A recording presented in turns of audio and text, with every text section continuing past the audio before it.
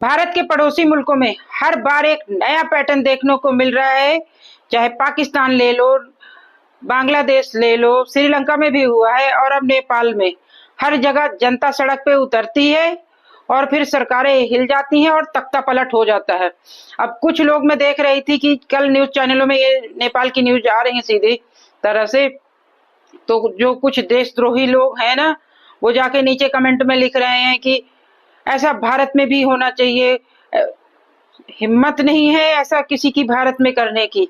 जो भारत की जनता है ना, वो सरकार के साथ है। वहां पे जो जनता है वो है रोड में उतरी हुई है। अगर कुछ लोग यहाँ सपना देख रहे हैं कि यहाँ भी ऐसा होगा, तो ये बिल्कुल संभव नहीं है, क्योंकि यहाँ सरकार के साथ जनता पूरी जुड़ी हुई है। और जो अभी राज्य सरकारों के विधानसभा के चुनाव हुए हैं, वहां पे भी बीजेपी अपना परचम लहराती जा रही है। तो भारत में हर एक टूल किट पूरी तरह से फेल हो चुके हैं और जो भी टूल किट आते हैं जनता उनको धराशायी कर देती है। जो भी, क्योंकि जो मोदी सरकार है ना, जनता से जुड़ी हुई गवर्नमेंट है।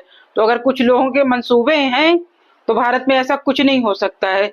भारत की जनता सरकार के साथ है। दोस्तों, आपने देखा होगा नेपाल में इस वक्त जबरदस्त बवाल मचा हुआ है। लगातार दूसरे दिन भी राजधानी से लेके अलग अलग हिस्सों में विरोध प्रदर्शन हो रहे हैं। हालात इतने बिगड़ गए हैं कि सरकार, आपको पता है कि सरकार ने सोशल मीडिया पे बैन लगाया था, जैसे इंस्टाग्राम, फेसबुक, यूट्यूब।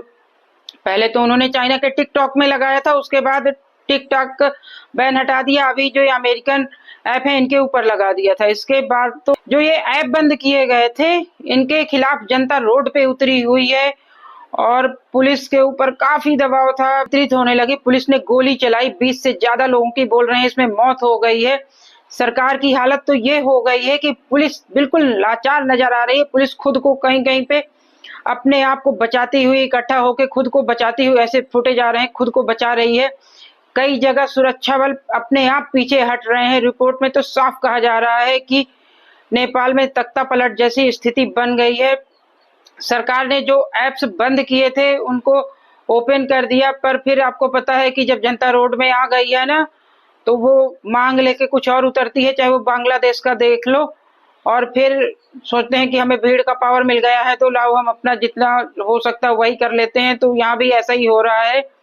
अब जनता बोल रही है हमारा सरकार से भरोसा टूट चुका है, अब खून बह चुका है, अब हम पीछे नहीं हटेंगे। तो उसी मुल्क बांग्लादेश का ही देख लो, जैसे कि जनता रोड पे उतरती है, लगता है कि ये जनता का प्रदर्शन है और कितना ज्यादा खून खराबा होता है, आगजनी होती है, कितनी राष्ट्रीय संपत्ति को नुकसान पहुंचाया जाता है। उसके बाद दोस्तों हेलीकॉप्टर से प्रधानमंत्री लैंड कराया जाता है सीधे बांग्लादेश की धरती पर। मोहम्मद यूनुस, नोबेल पुरस्कार विजेता। तो ये तो एक हमारे पड़ोसी मुल्कों में पैटर्न सा बनता जा रहा है कि फिर प्रधानमंत्री विदेशों से लैंड करा दिए जाते हैं। आपको याद होगा कि श्रीलंका में भी यही पैटर्न दिखा था, जहां राष्ट्रपति भवन में जनता घुस गई थी। और दोस्तों, ये ओली सरकार जब से आई थी, पहले आपको पता है कि नेपाल हिंदू राष्ट्र था, तो ये ओली सरकार कोई भारत के लिए अच्छी तो थी नहीं।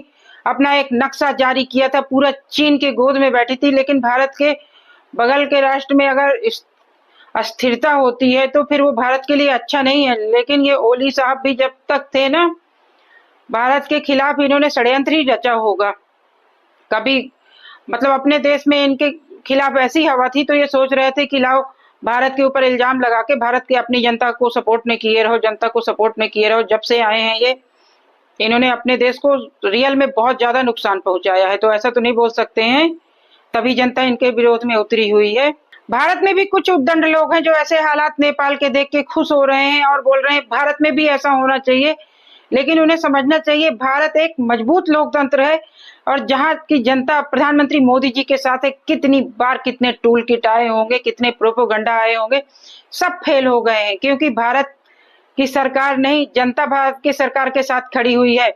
और भारत किस दिशा में जाएगा यहाँ की जनता तय करती है, कोई टूल किट नहीं तय करता कि यहाँ भी हेलीकॉप्टर से प्रधानमंत्री लैंड करा दिया जाए। ये भारत में तो बिल्कुल सफल नहीं हो सकता है, क्योंकि मोदी जी पे कुछ थोड़ा सा बोलेंगे पब्लिसिटी कम होने लगती है। और जब ये विदेश वाले मोदी जी के खिलाफ लिखना शुरू कर देते हैं और अपना टूल किट इस्तेमाल करना शुरू कर देते हैं, भारत की जनता और खड़ी हो जाती है मोदी जी के साथ में कि फैला लो जितना रायता फैलाना है। भारत की जनता तो मोदी जी के साथ ही है। तो नेपाल में जो आग लगी है वो नेपाल की राजनीति है। भारत उससे सीख ले सकता है कि पड़ोस में उथल पुथल भारत के लिए खतरा है, क्योंकि भारत में जो अस्थिरता होती है, आपको पता है कि जब राजनीतिक अस्थिरता होगी तो फिर माइग्रेशन होता है। फिर वो अभी आप देख रहे हो बांग्लादेशी भर गए हैं भारत में और उनको हटाने में कितनी राजनीति हो रही है। वोटर कार्ड, आधार कार्ड बना बना के बैठे हुए हैं, तो उनको निकालना ही मुश्किल हो रहा है। बस ये भारत के लिए मुश्किल है कि फिर वो भारत को ही झेलना पड़ जाता है। और जो लोग सोचते हैं भारत में भी ऐसा हो सकता है, वो सिर्फ भारत के दुश्मन है और देशद्रोही एजेंडा भारत में कभी नहीं सफल हो सकता है। भारत एक मजबूत लोकतंत्र है और जनता के समर्थन से मोदी सरकार आगे की ओर बढ़ रही है और अब ऐसे बढ़ती रहेगी। और जो विदेश का हर एक टूल किट है ना, वो ऐसे ही देशों के साथ चल सकता है, प्रयोग कर सकते हैं, भारत के साथ कभी नहीं हो सकता।